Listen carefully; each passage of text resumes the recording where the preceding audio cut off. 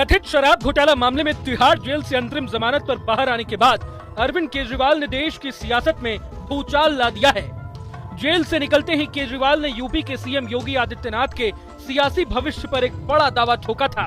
केजरीवाल ने कहा था कि अगर केंद्र में बीजेपी की सरकार बनती है तो महज 2 महीनों के भीतर पीएम मोदी योगी आदित्यनाथ को सीएम पद से हटा देंगे। यही नहीं, आम आदमी पार्टी के मुखिया ने दावा किया था कि पीएम मोदी 75 साल के होते ही रिटायर हो जाएंगे और अमित शाह के हाथों में देश की कमान सौंप दी जाएगी।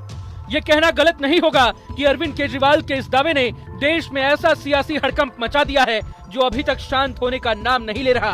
एक तरफ जहां सीएम योगी को लेकर लोगों के मन में कई तरह के सवाल खड़े हो रहे हैं, तो वहीं दूसरी तरफ अब खुद योगी आदित्यनाथ ने केजरीवाल के इस दावे का करारा जवाब दिया है।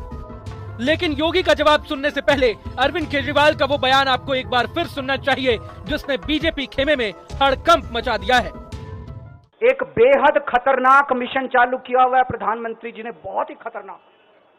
देशवासियों को यह समझने की, अब जब मैं बोलने जा रहा हूं, समझने की जरूरत है। उस मिशन का नाम है one nation one leader.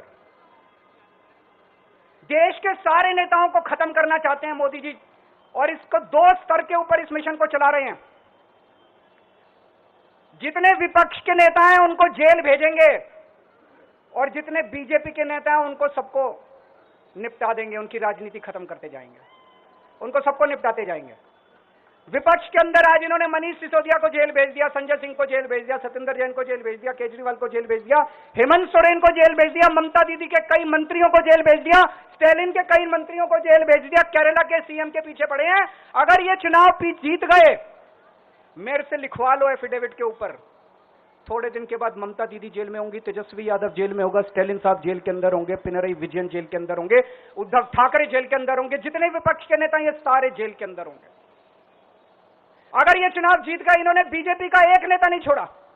Advani ji की राजनीति खत्म कर दी इन्होंने, मुरली मनोहर जोशी की राजनीति खत्म कर दी, सुमित्रा महाजन की, शिवराज सिंह चौहान जिसने मध्य प्रदेश का चुनाव जीत के दिया इन लोगों ने, शिवराज सिंह चौहान ने उसको मुख्यमंत्री नहीं बनाया, उसकी राजनीति खत्म कर दी।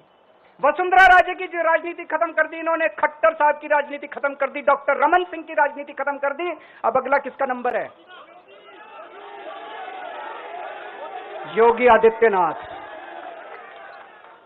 अगर ये चुनाव जीत गए, मेरे से लिखवा लो, 2 महीने के अंदर उत्तर प्रदेश का मुख्यमंत्री बदल देंगे ये लोग। योगी आदित्यनाथ की राजनीति खत्म करेंगे, उनको भी निपटा देंगे ये लोग।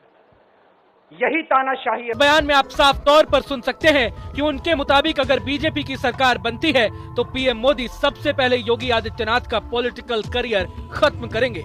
यही नहीं, केजरीवाल ये भी दावा करते हैं कि पीएम मोदी एक खतरनाक मिशन पर काम कर रहे हैं जिसका नाम है वन नेशन वन लीडर। लेकिन अरविंद केजरीवाल के इस दावे के बाद अब खुद सीएम योगी ने तगड़ा पलटवार किया है।